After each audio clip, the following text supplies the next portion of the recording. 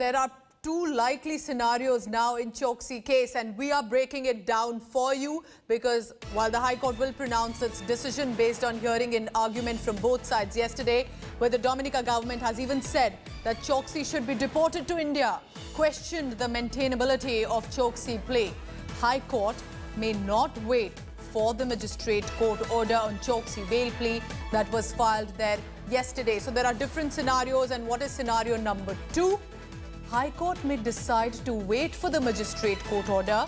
Choksi lawyer already moving to the magistrate court yesterday, taking plea of the Dominican law, which suggests to produce arrested person in the court within 72 hours of the person's arrest. So that's very interesting. There could be two possible scenarios. One, of course, with the High Court pronouncing the decision based on the hearing and argument from both sides. Dominica government, remember, has said that Choksi should be deported to India. So they are in many ways supporting the stance taken by the Indian government that is also looking at possible extradition.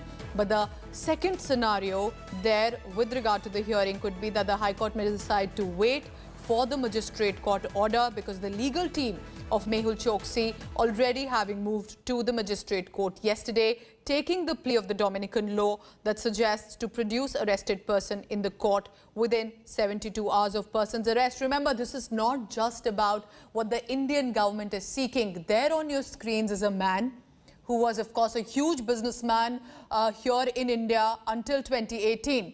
Since then, and today, he now says he's been feeling unsafe there in Dominica, ready to pay to return to Antigua, where he says he now has citizenship and has been tortured, is unwell, is what his legal team has been claiming. He came even in a wheelchair and said that he has not been keeping well.